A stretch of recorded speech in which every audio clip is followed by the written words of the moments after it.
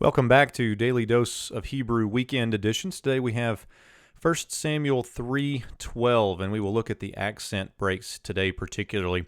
Perhaps by now you're seeing some patterns in the accents, and hopefully that practice makes perfect.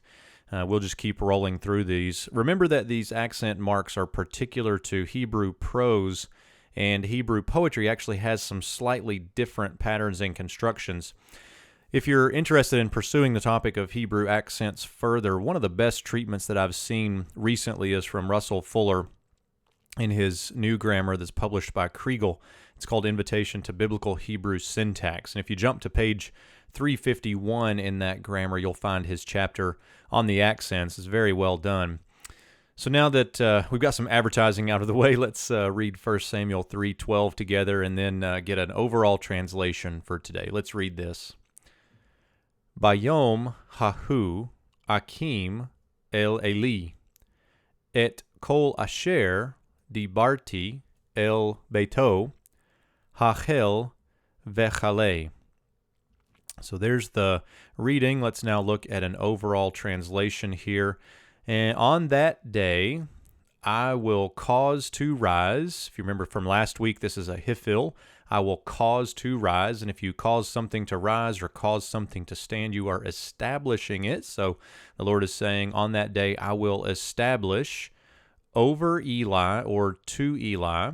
And we get the direct object marker along with all which I have spoken over his house, the beginning and the end.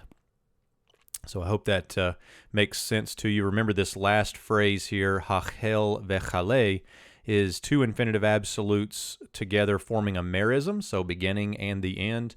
In other words, from the beginning to the end, forming the idea of all, everything which the Lord has spoken, all of it from the beginning to the end. So let's look at some accents now and start to break the verse into smaller segments so that the translation doesn't seem so overwhelming. So first we want to look for the athnach, and we find it here. Remember that the athnach carries the same weight, we may say. That's the best word I can come up with, but it carries the same weight as the saluk, which we have here.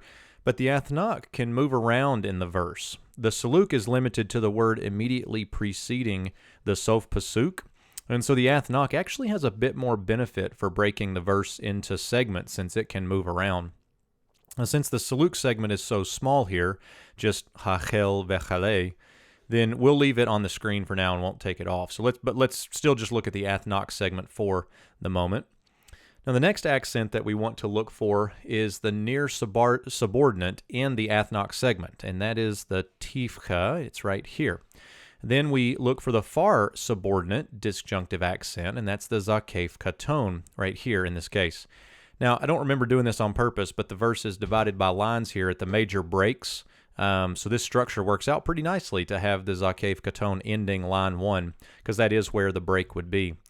Now, the next disjunctive accent to find in the zakef segment is the pashta, and it's here. So notice again, we're looking at just the zakef segment, and we find the near subordinate to the zakef katon. So just smaller and smaller and smaller segments.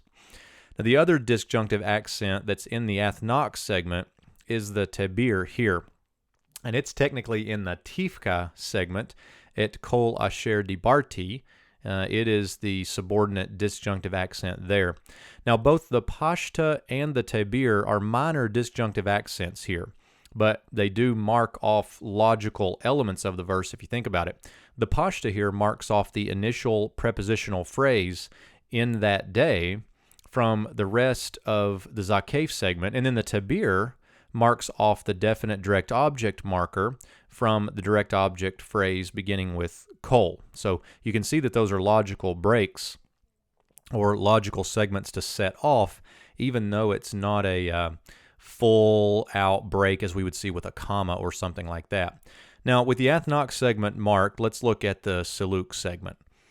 Now, you'll notice the Saluk segment only has two words, and so the only other accent in that in this segment is the near subordinate of the Saluk, and so that's the tifka that we find here.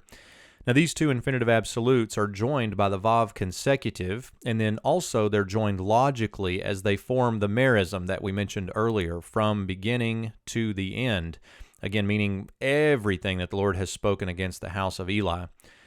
But the tifka here simply indicates that they are two separate constituents in the verse. Certainly the vav joins them, and they're logically joined, but they are two separate constituents. One would not find two infinitive absolutes joined together with a conjunctive accent, since they are indeed absolute and stand alone. So even with the vav conjunctive and the logical merism, the accents separate the infinitives semantically here.